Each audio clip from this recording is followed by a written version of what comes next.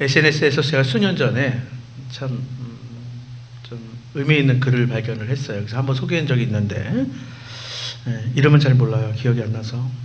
유명한 분도 아닙니다. 자, 나의 아버지는 내가라는 그런 제목의 글인데요. 나의 아버지는 내가 4살 때 우리 아빠는 뭐든지 다 할 수 있는 사람이었다. 5살 때 우리 아빠는 많은 것을 알고 계셨고 내가 묻는 것은 자상하게 대답해 주었다. 6살 때 우리 아빠는 모든 것을 정확하게 아는 것은 아닌 것 같다. 10살 때 우리 아빠는 우리 아들이 어렸을 때 지금과는 확실히 다르다. 이런 말을 자주 하신다. 왜 그럴까? 12살 때 아빠가 너희가 좋아하는 것에 대해 아무것도 모르는 것은 당연한 일이지 않니? 그래, 아빠는 당신의 어린 시절조차 기억하시기엔 너무 삶이 지치신 것 같다. 14살 때 아빠에겐 신경 쓸 필요 없어. 아빠는 너무 구식이거든. 내가 뭘 좋아하는지, 내가 뭘 잘하는지 관심도 없고 알지도 못하면서 아빠의 권위만 찾아 집에 들어오면 잠만 자고 늘 지쳐있는 인생 패배자 같아. 18살 때 아빠는 괜히 내 방, 내 주위만 맴돌아. 왜 그러는지 모르겠어. 정말 귀찮아. 아버지들이요. 서글픈 시대를 살아가고 있습니다. 더 이상 했다가는 안 될 것 같아요. 근데 많이 긴장되지만 이렇게 갈등으로만 끝나는 글이 아니고요.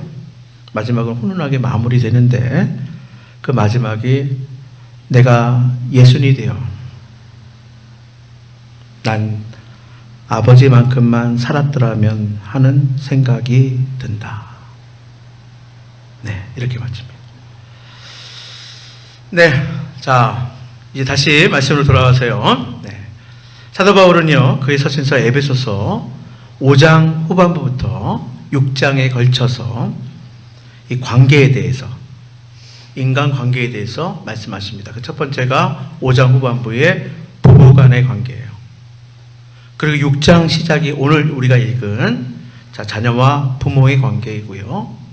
그 다음에 또 그 이후에 종과 상전의, 당시는 노예가 있었으니까 종과 상전의 관계에 대해서 언급하고 있습니다. 자, 이것은 어떻게 보면 에베소에서 이런 관계에 대해서 이야기하는 인간관계의 가장 기본적인 것, 그렇죠? 이것을 말하고 있습니다. 가만히 보면요, 이 기본이 중요해요. 그 이후에 여러 가지 세치, 그 이후에 그거는 부차적인 거예요, 사실은. 기본, 이게 중요합니다. 건물도 뭐가 제일 중요해요? 기초, 그렇죠? 우리 건축에 관련된 우리 안수 집사님 계시잖아요. 끄덕끄덕 하셨어요. 하여튼 기본이 중요해요. 뼈대가 올라가고 나면요, 여러분들 인테리어 막 중요하지만 사실은 더 중요한 게 뼈대가 가장 중요하고요.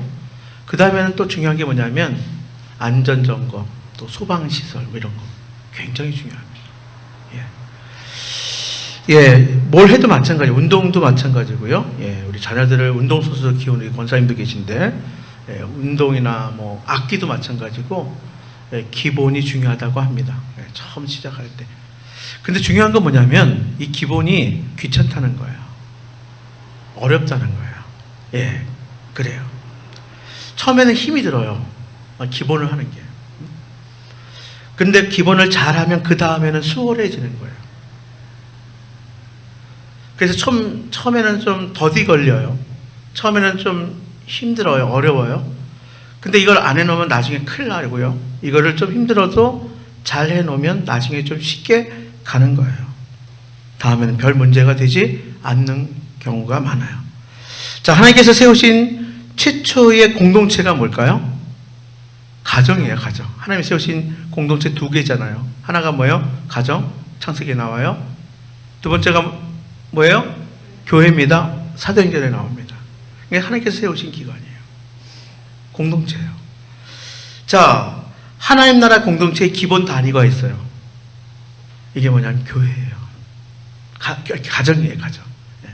가정이 이루어서 교회를 이루는 거예요. 그래서 사도행전에 보면 교회의 첫 시작이 다 뭐냐면 가정에서 시작돼요.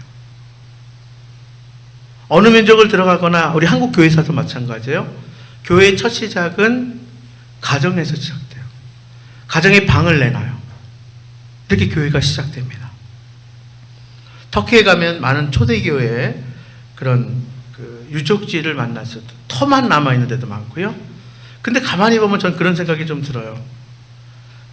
가보지 못했어요, 아직. 이스라엘은 가봤어도 터키는 못 가봤는데, 초대교회 그 교회터를 가보면, 뭐냐면 다, 오늘날로 이야기하면 무슨 집에 연립주택 같은, 한 2층짜리 집이나, 높아봤자, 이런 거예요. 예, 그렇습니다. 그래서 뭐냐면 하나님 나라, 그래서 하나님 나라의 기본도 가정이고요. 교회의 기본도 가정인 거예요. 여러분, 요즘에는 참 다변화 시대에 또 다양한 시대에 새 시대, 그렇죠? 우리가 이제 21세기를 벌써 한참 지나갔거든요. 정말 새로운 사회라고 이야기해요. 정말 정신없이 지나가고 있습니다. 그런데도 불구하고 기본이 중요한데 그 핵심이 뭐냐면 가정이에요. 물론 가정이 과거와 같은 그 가정의 개념이 아니고 다양하고, 그렇죠? 이런 모습의 가정도 나오지만 중요한 것은 뭐냐면 가정이 그 기본이라는 거예요. 예, 그렇습니다. 그러니까 교회도 역시 마찬가지예요. 아무리 시대가 변해도 뭐예요? 정말로 새 시대 교회의 중심은 역시 가정이라는 거예요. 자, 그러므로 이 변화의 역사, 공동체의 기초인 뭐냐면 뭔가 변화시키려면 가정부터 변화시켜야 된다 하는 거예요. 가정부터. 예, 그래서 오늘은 어버이 주일이에요. 전통적으로 교회는 이 가정의 달 5월에 어린이 주일, 어버이 주일, 뭐 좀 약하긴 하지만 부부 주일, 뭐 이렇게 지켰어요.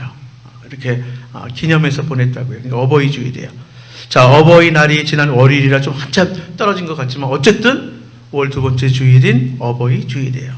자, 오늘 본문 말씀 보면 우리가 세계절인데 믿음의 자녀들이 부모님들에게 어떻게 해야 하는지, 그렇죠? 어떻게 해야 돼? 여기에 대해서 중요한 말씀을 하고 있어요. 우리가 주신 말씀 은혜를 나누고자 하는데요. 특히나 이제 자신이 자녀들의 입장이라면 뭐예요? 내가 부모님의 자녀라면 어떻게 해야 할까 하는 거예요. 그리고 우리 모두는 아버지 하나님 앞에서, 그렇죠? 하나님의 자녀잖아요. 그러니까 내가 하나님의 자녀, 여러분 내가 하나님의 자녀다 이렇게 고백하잖아요. 그 하나님의 자녀라면 내가 다시 한번 아버지 그 하나님 앞에서 내가 어떻게 해야 될까? 내가 다시 생각하고 다시 다짐하는 그런 시간이 될 수 있기를 바랍니다. 네, 먼저 첫 번째, 여러분 먼저는 기억해야 될 것이 1절 말씀인데요. 뭐라고 되어 있어요? 1절, 자녀들아 주 안에서 너희 부모에게 순종하라. 이것이 옳으니라. 성경을 읽다 보면요, 사실은 이 9절 전체가 은혜가 되는 경우도 있지만 또 그때그때마다 주시는 이 단어 가지고 제가 깨달음을 얻어요. 자, 자녀들아 주 안에서 너희 부모에게 순종하라. 이것이 옳으니라. 이것이 옳대요. 옳다. 이건 뭐예요? 설명할 필요가 없다는 거예요. 이거는 한마디로 아까 이야기했어요. 이건 당연한 일이다. 기본이다 하는 거예요. 자녀들아, 제가 제목을 아들아 딸들아 이렇게 잡았거든요.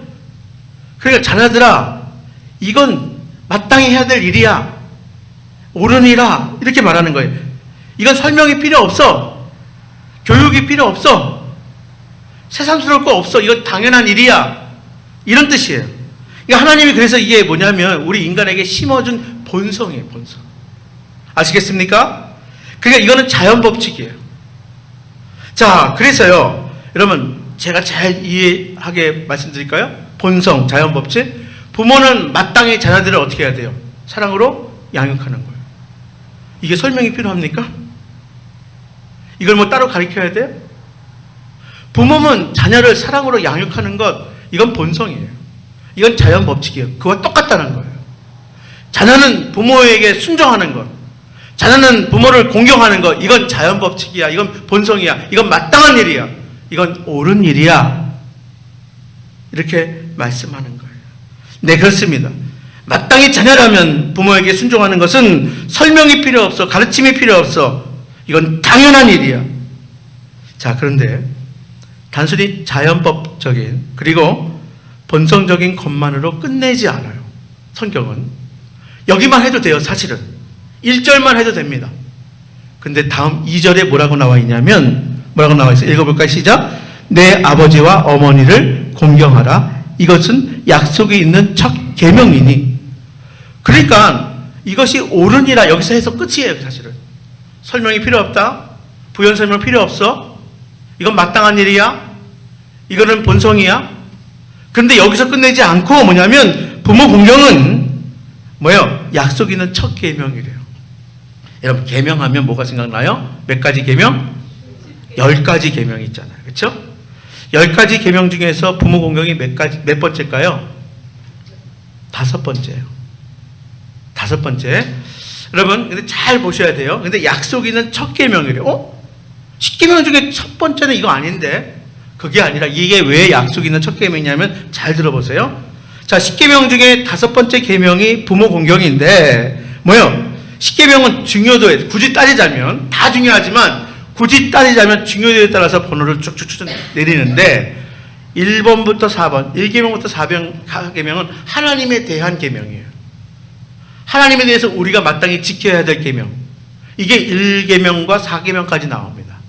그리고 나서 사람과 사람, 인간과 인간 사이에 계명이 있는데 그것이 6개가 나오는데 그 첫 계명이 뭐란 얘기예요? 그게 부모 공경이라는 거예요. 마땅히 우리가 하나님의 백성으로 하나님의 자녀로 하나님의 계명을 지켜야 하는데 주신 계명 중에 첫 번째, 인간과 인간 사이에 하나님의 백성으로서 이제 우리가 관계를 맺고 있는 사람들에게 그 첫 계명이 뭐냐면 부모 공경이라는 거예요. 자, 그래서 뭐요? 사람과 사람 사이 관계에 대해서 그 첫 번째가 부모 공경 계명이라는 거예요. 내가 하나님의 자녀라면 부모를 공경하는 것은 마땅히 지켜야 할 중요한 첫 번째 계명이다. 자, 그런데 여기에 뭐냐면 약속 있는 첫 계명이래요. 예, 그렇습니다. 약속 있는. 자, 그럼 약속은 나중에 설명해 드릴게요. 나중에. 그냥 계명도 아니고 약속 있는 첫 계명이래. 자, 그런데요, 어버이 주일만 되면 사실은 좀 곤란한 게 뭐냐면 과거에 권위주의 아버지 시대에서 이 아버지에 대한 기억이 별로 안 좋은 분들이 많아요. 그래서 권위주의 아버지, 심지어는 그걸 넘어선 폭력적인 아버지. 또 지금은 지금도 있더라고요. 무책임한 아버지. 그래서 상처 입은 자녀들이 굉장히 많아서 사실은 가정의 달이 교회에서 이렇게 어린이 주일, 어버이 주일 지키지만 자, 이렇게 보내지만 여기에 상처가 있는 분들은 굉장히 힘들어요. 그걸 아셔야 돼요. 우리가 남의 집 가정사를 다 할 수는 없어요. 근데 힘들어하는 분도 있다는 거예요. 왜? 과거의 상처 때문에 그렇다는 거예요. 이러한 부모의 상처 때문에 힘들어하는 자녀들이 있습니다. 어떻게 될까요? 그럼에도 불구하고 뭐예요? 순종하라는 거예요. 그게 성경 가르침이에요. 왜요? 권위는 하나님께로부터 온 거기 때문에 그래요. 권위는 절대로 사람이 세우는 것이 아닙니다.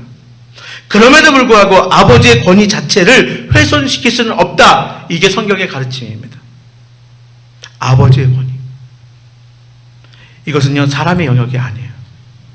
이건 하나님의 영역이에요. 힘들어요. 쉽지 않아요. 그러나 중요한 것은 뭐냐면 이 아버지의 권위는 사람의 인간의 영역이 아니라 하나님의 영역이에요. 그냥 하나님께 맡겨드려야 되는데 이게 힘든 거 다 알지만 그래서 우리에게 계명으로 주신 거예요.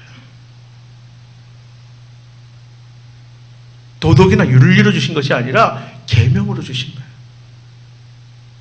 그렇다면 부모를 공경하는 것, 그 구체적이고 실제적으로 어떻게 해야 하는가, 이게 중요하지 않겠습니까? 어떻게 해야 부모를 공경하는 것인지, 부모님에게 순종하는 것인지, 여러분 3가지만 간단하게 말씀드릴게요. 첫 번째, 부모님을 무시하지 않는 것. 뭐 하지 말라고요? 무시하지 않는 것. 뭐라고요? 아니, 어떻게 부모님을 무시해? 아니에요. 하나님께서 이 계명을 사람과 관계에서 그 계명 중에 첫 번째 자리에 두신 이유가 있어요. 왜냐하면 하나님은 어떤 하나님이시냐면 전지하신 하나님. 우리를 다 아셔요. 우리의 속마음 다 아세요. 인간의 심리도 꿰뚫고 계세요. 아무리 우리가요 교육을 받아서 그럴듯하게 보여도 우리 심리를 알고 있다고요. 의도를 알아요. 그래서 로마서 1장에 보면 타락한 시대의 모습을 소개하면서 그 특징 중에 하나가, 타락한 시대의 특징 중에 하나가 뭐냐면 부모를 거역하는 것이다.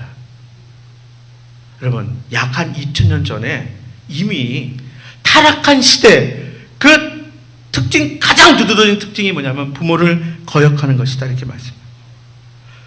부모를 노골적으로 거부하고 무시하는 타락한 문화에 대해서 이미 경고하셨어요. 여러분, 왜 부모님을 무시할까요? 왜 그럴까요? 여러 가지 이유가 있겠지만 그것은 쉽게 부모님의 은혜를 잊어버리기 때문이라는 거예요. 여러분, 우리는 참 쉬워요.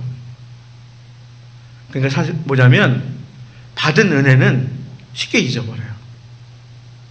받은 상처는 안 잊어버려요. 그래서 은혜는 어디다 새긴다고 그랬어요? 흐르는 물에 새긴다고 그랬어요. 근데 내가 받은 상처는 뭐예요? 정으로 돌에다 새겨버려요. 부모님의 은혜를 우리가 쉽게 잊어버려요. 그리고 이것은 뭐냐면 교만에서 비롯되는 거예요. 교만은 하나님의 은혜를 잃어버릴 때 우리에게 찾아옵니다. 여러분, 우리가 민수기 말씀을 묵상하고 있는데 똑같은 과정이 광야에서 일어나거든요.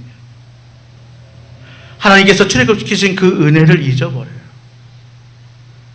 모세와 그 아론의 영도력 안에서 거기까지 왔음에도 불구하고 너네만 지도자냐? 교만해져요. 불평하고 원망해요. 여러분, 교만은 인간이 하나님의 은혜를 잃어버릴 때 바로 그 순간에 인륜도 저버리게 되는 거예요. 여러분, 하나님에 대한 그 은혜, 하나님을 공경하는 것과 뭐예요? 우리가 부모를 공경하는 것은 다르지 않아요. 여러분, 오늘날 세속적인 문화의 특징은 반항적이라는 거예요. 길거리 가다가 탈선하는 우리 청소년들에게 함부로 이야기할 수 있어요? 저는 불과 몇 년 전에 그렇게 했다가 아들이 하지 말래서 좀 생각하고 있어요, 사실은. 아빠 그러다 큰일 나요, 그러는 거예요. 세속적인 문화의 특징이 반항적이에요. 더 할 거예요. 기성세대에 대한 반발이 더 강해져요. 공경은 감사의 마음이 회복될 때 가능한 것이에요. 자녀된 우리들 모두의 실수 중 하나는 뭐냐면 세월이 가고 나이가 들어서 깨닫는 게 그게 문제라는 거예요. 내 나이 60살 때, 그쵸?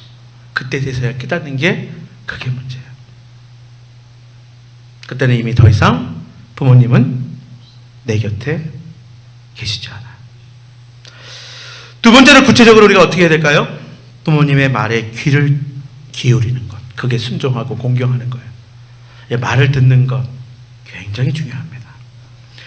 여러분, 헬라어의 순종이란 단어는요, 두 가지 단어의 뜻이 있어요. 하나가 아래에서 듣는다는 거예요.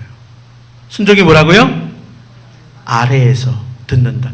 저는 이 순종이란 단어를 볼 때 그래서 아래에서 듣는다, 자, 이런 뜻이 있는데 누가 생각이 나냐면 복음서에 보면 예수님이 집을 찾아왔을 때에 자, 부엌에서 분주한 마르다가 있었고요, 그의 누이 마리아가 있는데 이 마리아가 예수님의 발 밑에 앉아서 예수님의 말에 귀를 기울입니다. 발 밑에 앉아서 들어요. 이게 순종이에요. 이런 의미가 있어요. 여러분, 생물학적 귀에 지금 막 들리고 있죠, 소리가? 이게 듣는 게 아니야. 의식적으로 경청하는 거예요. 의식적으로. 내가 뭐예요? 발 아래서 내가 듣겠습니다. 의식적인 경청. 여러분, 그렇습니다. 마리아가 예수님의 발 밑에서 겸손히 예수님의 말씀을 경청한 것처럼 자녀들은 부모님의 말을 경청해야 한다. 주의 있게 듣지 않으면 순종은 불가능합니다. 부모님의 입장에서요, 요새는 뭐 돈으로 줘 이렇게 하는데 어떤 의미인지는 알아요. 자, 그런데 그거보다도 아무리 돈 많이 줘도요, 그렇죠? 자녀가 내 말에 귀를 기울이지 않는다, 날 무시한다. 아무도 내 말을 들을 사람이 없어. 여러분, 돈으로 해결될까요? 그렇지 않아요. 아무리 많은 물질이 있어도 그것이 다 필요하겠습니까? 여러분, 자녀들은 부모님의 말에 귀를 기울여주는 것 무척 중요합니다. 자, 귀를 기울인다는 것은 뭐냐면 부모로서 그 위치를, 그 그 권위를 인정해 드린다는 거예요. 자, 근데 사실 듣는다는 것 쉬운 일 아닙니다. 제가 동네에서 어르신들 몇 분을 좀 알아요. 자, 우리 교회 수요일에 오시는 분들도 계시고. 근데요, 말을 들어주는 것 노력을 해요. 근데 어쩔 때는 제 노력이 필요해요, 정말. 거기에 힘듦이 필요합니다. 듣는다는 것 쉽지 않습니다. 그럼에도 귀를 기울이는 태도가 바로 지혜예요. 특히 요즘 어르신들은 정말 다양한 문화와 정보에 정말 기가 죽어 있어요. 우리 시대 정말 달라요. 과거와는 정말 다르게 달라지고 있어요. 엄청난 정보, 빠르게 변하는 그런 문화들. 소외감이 더 크죠. 아예 기르고 있어요. 아예 그냥 기가 죽어 있는 거예요. 스마트폰을 샀는데 어떻게 할 줄을 몰라요. 코로나 팬데믹 때요, 백신을 맞았다는 증명을 보여줘야 식당을 들어가던 때가 있었어요. 어르신들이 밥을 못 먹어요. 할 줄 몰라요. 그런 시대예요. 그런데 자녀들이 자라가면서 대화가 되지 않는다. 이건 우리 시대 아닙니까? 그 마음이 어떻겠어요? 여러분, 과거에는요, 왜 부모님을 모시고 살았는지 아세요? 왜 과거에는 왜 부모에게 그나마 순종하고 했는지 아십니까? 경제와 관련되어 있어요. 농경사회에서는요, 이 어른들의 지식과 경험이 경제활동에 매우 중요한 부분이에요. 왜요? 농사 짓는 건요, 뭐냐면 경험이 필요하거든요. 어르신들의 지혜가 필요하거든요. 그래서 같이 모시고 살면서 당연히 공경합니다. 순종합니다. 하지만 현대 지식정보사회에서는 오늘날 가정에서 더 이상 어르신들의 그 지식과 경험은 전혀 도움이 되지 않아요. 그렇게 여기는 시대에 살고 있어요. 그래서 부모의 말에 귀를 기울이지 않는 거예요. 그러니까 요즘에도 사실은 텃밭 이렇게 할 때는 어르신한테 물어보면 다 하세요. 음식 관련된 이야기 어르신한테 물어보면 다 하세요. 굉장히 좋아하세요. 더군다나 요즘 너무 빠르잖아요. 너무 바쁘잖아요. 부모님의 말에 귀를 기울여 드릴 정신적, 시간적 여유조차 없는 시대예요. 여러분, 그러나 연세가 들수록 그렇죠? 대화의 상도는 점점 줄어듭니다. 가까이 있었던 친구도 어느덧 하나 둘씩 떠나고요. 그렇죠? 점점 대화의 상대는 줄어드는 거예요. 그게 우리 인생입니다. 이야기도 건성으로 듣는 경우가 많습니다. 여러분, 외로움이 병을 만들어요. 우리나라가 자살률 1위를 정말 지난 수년간 1위 했잖아요. 그 중에 최고가 어느 연령층인지 아십니까?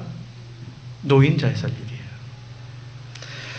2011년 여러분 자살률을 할 때 인구 10만 명당 몇 명이에요? 근데 2011년에 10만 명당 우리가 79.7명, 80명. 깜짝 놀랐어요. OECD 최고인데요. 10만 명당 79. 이게 감이 안 오세요? 이건 그냥 상상하지도 못할 숫자예요. 깜짝 놀랐어요. 그래서 부랴부랴 이거 어떻게 해야 되냐 해서 2015년에 줄인다고 줄인 게 인구 10만 명당 58.5명으로 줄었대요. 그런데 이게 여러분 아십니까? OECD 국가 중에 3배랍니다. 자, 지난 주간에 제가 기사를 보다가 자, 일본의 자살률 중에서 자살하는 사람 중에서 70대 이후의 남성 자살, 이게 사회적인 문제래요. 그럼에도 불구하고 일본의 노인층 자살률 우리보다 낮아요. 자, 왜 이 노인 남성의 자살이 일본에서 사회적인 문제가 되느냐? 뭐냐면 어떤 징후도 발견되지 않았다는 거예요. 대책을 마련할 수가 없어요. 행동이나 말로 어떤 징후도 없이 어느 날 갑자기 자살한 거예요. 급속히 늘어난대요. 여기에는 첫 번째 우울증과 관련되어 있죠. 외로움이 병을 만들어요. 여러분 잘 들어드리는 것이 효도라는 사실을 잊지 마시기를 바랍니다. 마지막 세 번째요. 여러분 우리가 구체적으로 어떻게 해야 되냐? 당연한 말 같지만 또 말씀드립니다. 부모를 사랑하는 거예요. 어떻게 하라고요? 사랑하라고요. 그렇죠? 신앙은요, 일반적인 법칙 그 지키는 수준을 넘어서는 거예요. 제가 그래서 기독교 신앙이 도덕과 윤리가 아니라고 그러는 거예요. 성경은 우리에게 도덕과 윤리를 가르치지 않아요. 일반적인 수준, 도덕과 윤리를 뛰어넘는 게 우리의 신앙입니다. 자, 오늘 본문에서도 보면요, 자녀들아 주 안에서 너희 부모를 순종하라. 여기 보세요. 주 안에서. 그리고 5장 후반부와 6장에 보면 뭐요? 관계에 대해서 얘기한다 그랬죠? 거기에 주 안에서 또 죽게 하듯 하라. 이게 반복적으로 나옵니다. 5장 22절에 보면 아내들이여 자기 남편에게 복종하기를 죽게 하듯 하라. 자, 우리가 읽은 자 말씀은 빼고요. 에베소 6장 5절에 보면 종들아 두려워하고 떨며 성실한 마음으로 육체의 상전에게 순종하기를 그리스도께 하듯 하라. 6장 7절의 말씀에 기쁜 마음으로 섬기기를 죽게 하듯 하고 사람에게 하듯 하지 말라. 죽게 하듯. 여러분, 주 안에서 죽게 하듯, 이게 뭐냐면 무슨 뜻이냐면 쉽게 이거예요. 내가 주 안에 있다면. 쉽게 얘기해 줄까요? 내가 하나님의 백성이라면, 당신이 그리스도인이라면, 내 안에 그리스도가 계시다면, 내가 그리스도 안에 있다면, 이런 뜻이 있어요. 죽게 하듯 하라. 주 안에서, 그런 뜻이에요. 그러니까 은혜 안에 있는 사람들은 이제 더 이상 억지로 율법을 지키지 않는다는 거예요. 성령의 은혜를 힘입으면 더 이상 율법은 짐이 아니라 억지로 노력해서 지키려고 하는 그 무엇이 아니다는 거예요. 여러분, 복음은 우리의 모든 관계를 변화시킵니다. 더 이상 부모님이 내 인생의 무거운 짐이 아니라는 거예요. 더 이상 내가 그리스도인 되었으니, 내가 주 안에 있으니 부모님은 부담이 아니라 축복의 기회라는 거예요. 만약 아버지 혹 어머니와의 관계의 문제를 안고 아파하시는 분들이 계십니까? 지금 그분들을 용서하셔야 돼요. 도무지 받아들일 수 없는 사건, 경험, 과거에 그것 때문에 아직도 나를 붙들고 있는, 나를 힘들게 하는 부분들이 있습니까? 그래도 주 안에 있다면, 내가 예수 믿는다면 그래도 용서해야 된다는 거예요. 이미 돌아가셨다 하더라도 그렇죠. 그분들을 마음으로 용서해야 한다는 거예요. 그게 시작이에요. 그게 출발이에요. 여러분, 흘러가는 세월에 의해 점점 연약해지는 어른에 대한 배려는요, 더욱더 섬세할 필요가 있어요. 준비되지 않은 이별이 찾아올 수 있습니다. 어느 한 분도 내 곁에 안 계세요. 우리 주님도요, 십자가 그 위에 그 고통스러운 순간에도 십자가의 양팔과 두 발에 못 박혀서 그 육체의 하중을 짓눌리는, 그래서 머리에는 가시가 아니고 허리에는 굵은 창이 찔렸음에도 불구하고 온갖 피와 물을 다 쏟는 그 고통스러운 순간에도 우리 주님이 그 십자가 위에서 제자인 요한에게 누구를 부탁하신지 아십니까? 어머니 마리아를 부탁했습니다. 육신의 어머니 마리아를, 제일 젊은, 그리고 딱 보니까 제일 오래 살 것 같아요. 오래 살았어요. 요한에게 어머니 마리아를 부탁하셨어요. 여러분, 우리 예수 믿는다면 예수님 따라가야 되지 않겠습니까? 여러분, 그렇습니다. 여러분, 끝으로 여러분, 부모님에 대한 순종과 공경에는 약속 있는 계명이라고 했습니다. 이거 말씀드리고 마칩니다. 약속 있는. 이 부모님에 대한 순종과 공경에는 하나님의 축복이 담겨져 있다. 자, 끝으로 3절 말씀 함께 읽겠습니다. 3절 말씀 시작. 이로써 내가 잘되고 땅에서 장수하리라. 다른 계명은 그냥 계명이 계명으로 끝나요. 여러분, 계명에 약속이 달릴 필요 없어요. 그냥 계명이니까. 그냥 지켜야 돼요. 그런데 첫 번째 계명인 부모님께 순종하라, 부모를 공경하라, 다른 계명에는 없는 약속이 있어요. 축복이 담겨져 있어요. 보너스가 주어져요. 이유가 뭘까? 제가 생각해 봤어요. 왜 다른 건 없는데? 왜 약속이 있는 첫 계명, 왜 부모 공경에는 약속을 담았을까? 왜 보너스를 담았을까? 왜 그럴까요? 다 이유가 있어요. 잘 못하니까. 지키기 힘들 거니까. 당연하게 여기고 쉽게 놓쳐버릴 거니까. 쉽게 잊어버릴 거니까. 그래서 약속 있는 계명으로 남겨주신 거예요. 여러분, 잘 살고 싶으십니까? 별로 그럴 마음이 없어요. 예. 잘 살고 싶으십니까? 순종하고 공경하면 됩니다. 이 땅에서 장수하고 싶으십니까? 순종하고 공경하면 됩니다. 내가 잘 되고 또 땅에서 장수하리라. 우리에게 약속 있는 계명으로 남겨 놓으셨어요. 여러분, 여기서 이 약속, 땅에서 잘 될 거야, 내가 이 땅에서 장수할 거야, 이거는 기복적인 축복, 생물학적인 장수만을 말하는 게 아니라 말 그대로 삶의 질을 포함해. 오래 살면 뭐해? 건강하게. 이게 뭐냐면 우리가 질이 있는, 그렇죠? 근데 그 정도가 아니야. 건강 정도가 아니라 삶의 질을 포함하는 거예요. 무엇입니까? 진정한 풍성함, 진정한 하나님 나라의 복됨, 아름다운 삶을 약속해 주신 거예요. 여러분, 하나님 나라 공동체는 하나님 나라의 백성 공동체예요. 세 사람이 새 공동체를 만드는 거예요. 그것은 누굽니까? 새로운 사람, 거듭난 사람, 그걸 그리스도인이다, 그걸 성도다 부르는 거예요. 성령의 능력으로 인해 새로운 성품을 받으시기를 바랍니다. 건강한 성품이 있을 때에 부모님에게 순종할 수 있어요. 상처가 있으니 평생을 괴롭히는 거 아닙니까? 교회 나와도 가정의 날만 되면 괴로운 거 아니에요. 그래서 뭐예요? 계명이니 용서하시라는 거예요.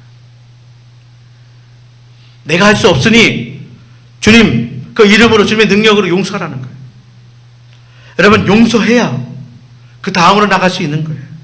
건강한 성품이 있을 때 부모님께 순종할 수 있고요, 건강한 성품이 있을 때 자녀를 진정으로 사랑할 수 있게 되는 거예요. 여러분, 이러한 건강한 성품, 새롭고 풍성한 인간관계를 만들어 나갈 수 있음을 기억하시기를 바랍니다. 자, 부모 공경 쉬운 일 아닙니다. 부모 공경이 쉬운 일이 아니기에 도덕과 윤리로 세상은 가리키려고 애쓰는 거예요.